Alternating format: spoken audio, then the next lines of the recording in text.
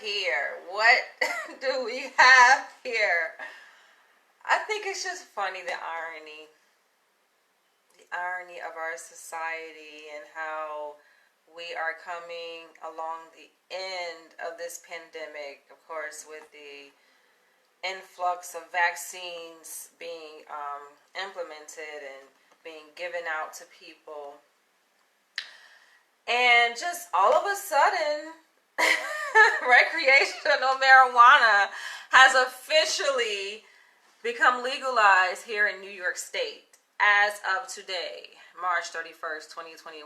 Like, how ironic. I mean, given that this whole pandemic has definitely taken a hit on the economy, they're saying that with the legalization of the marijuana here in New York, it could mean a job increase of 66,000 jobs. So it's just like, of course, right? Especially with dispensaries. And I think, it's good for a business opportunity because so many businesses have gotten shut down. And I remember moving back to New York City April 1st of last year and just seeing the regression of the city. Like, the city really took a major hit. I mean, so many businesses shut down left and right, even in so-called well-to-do neighborhoods. Like, even in Upper East Side where I live, it just looked very bleak, right? It was just terrible. So to see a lot of like for sale, for lease signs, for commercial spaces, and then look,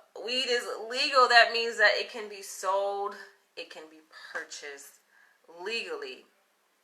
So I think it's just a business opportunity because people who have money to invest, why not? My question though is it going to be the same quality as California? Now, granted, I do not smoke marijuana. I don't. I know a lot of people look at me and they call me Rasta and Dread and they think that I smoke, but I don't. I don't do any drugs. I may have a glass of wine from time to time, but I just don't. That's just my preference for where I am at in my life right now. But who knows? Who knows? I may later on down the road. I may.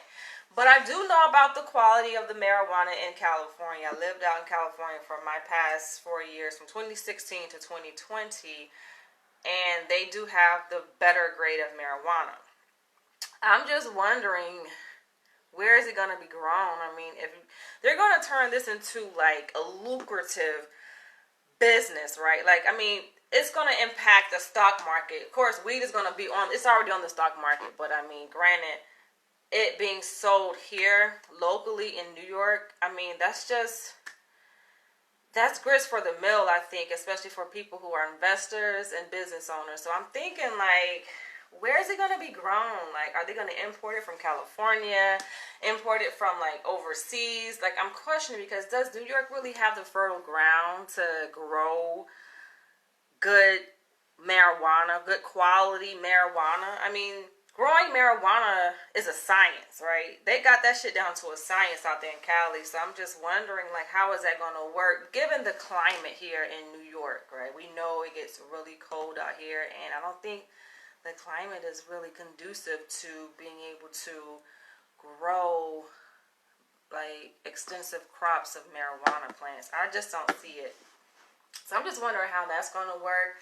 But I did find it interesting that, yeah, it was signed.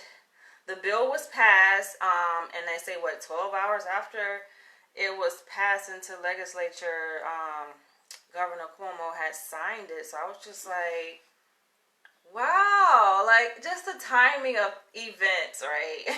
With the whole vaccine introduction, right? And that's supposed to be like the tail end of the pandemic that we've been under for the past 12 months. And the economy is reopening. Movie theaters have reopened.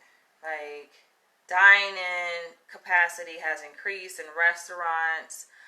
I noticed that there's a comedy club near where I live that is reopening this weekend. It's just, everything is opening back up in New York City. So it's just interesting to see how they just legalize marijuana. I know that this is something that's already been in the works for many, many years, and other states will follow suit. Who was the first state to legalize recreational marijuana? I think it was Colorado, and I remember when they first legalized marijuana, like it really did impact it really did impact the economy. So basically, of course, the government charges taxes, and I remember them boasting like $250,000 profit that the government had made from this legalization of marijuana in the state of Colorado just within the first quarter of the year. We're talking about within the first quarter. That means within the first 3 months of the year after it had been legalized, they saw like a $250 million tax profit. Like that's what they're focusing on. They're saying like the taxes for this legalization of the marijuana is going to be like 14%. I think it might be the same in California, but you get a discount if you have like a medical marijuana card, which anybody can get. It's so easy to get that. So I think that tax rate actually decreases when you show proof of the medical marijuana card when you go into dispensaries. Dispensaries are like corner stores basically in California. Like they have them everywhere, like scattered throughout the neighborhoods, and just go in and just buy, just shop, like you're shopping for jewelry. It's funny, right? But they said that the 14% basically consists of they have a breakdown. So they say like 13% I think goes towards the state, and no, 9% goes towards the state. I think they said 3% goes towards the county or the city. Municipal is the city, right? So 9% goes towards the state. Obviously, they're gonna take the bigger chunk. They said 3% goes towards the city and only 1% goes towards the county. And they're saying that these taxes are going to a significant portion. I think it's like 40%. It's going to go towards neighborhoods who are disproportionately represented in terms of how the drugs have impacted the community. I'm thinking like lower income neighborhoods, and they're saying that anyone who has been charged with a drug like a marijuana related charge, they are going to expunge your record, so you can say goodbye to your marijuana records. I think that's good for a lot of people who unfortunately had got tagged with those charges, given that they knew they were going to legalize marijuana, but yet they like targeted certain groups of people who smoked it. What about people who sold it though? I'm thinking, okay, is it just for possession of marijuana, or is it for the sale of marijuana, the charges that they are going to expunge? Because a lot of people, that's impacted so many people. People have lost jobs. You get arrested for selling marijuana, but depending on the amount, that has major, or it had major consequences, and it has a trickle down effect. So I'm wondering how they are going to deal with that. Probably not. I mean, they remove it from your record, but I mean, you just got to charge it to the game, I guess. If you lost your job or the impact of your family, because it can cause stress, in an individual and in the family, when a person is arrested, when they lose their job. So it's just interesting how the government says, all right, we take that back. We're not going to charge you with it. We take that back. I'm just excited.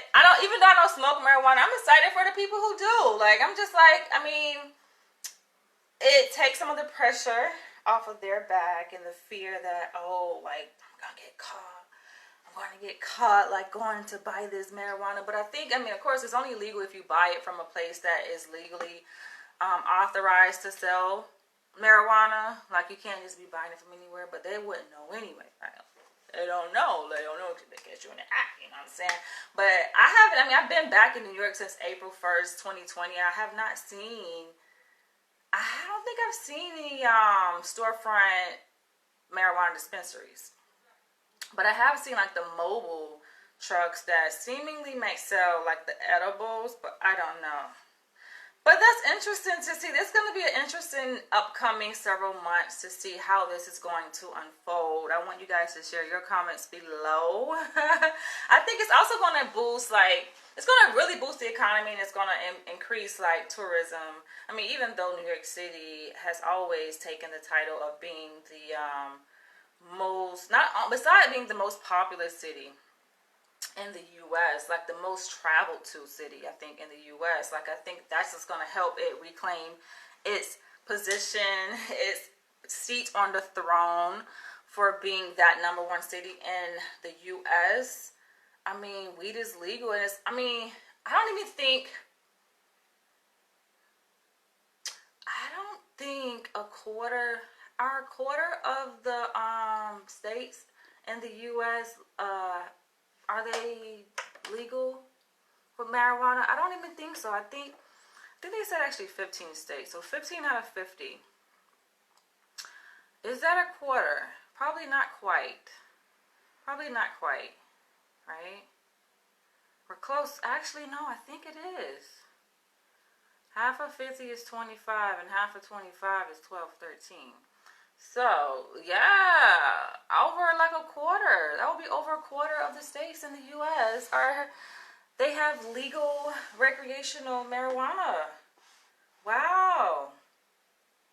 Before you know it, the whole entire U.S. is going to be legal, right, for marijuana, recreational marijuana. So that's a big move because, I mean, did they even skip over the medical marijuana legalization? Because I know that usually comes first. I know in California, the medical marijuana came first. It was like 1996, I believe. And then the recreational marijuana became legal, I think, was it a year after I moved? I moved to California 2016, so I think it was the same year, the following year. I remember, like, just a big coincidence, like, when I moved to LA, they legalized recreational marijuana. When I moved back to New York, they legalized recreational marijuana. What is it? What is it? And I don't even smoke. But share your comments below. Congratulations to all the weed smokers. Y'all should be out there celebrating. I mean, I know I would. Like, this is groundbreaking here. Okay? Share the word, and I'll catch you guys later.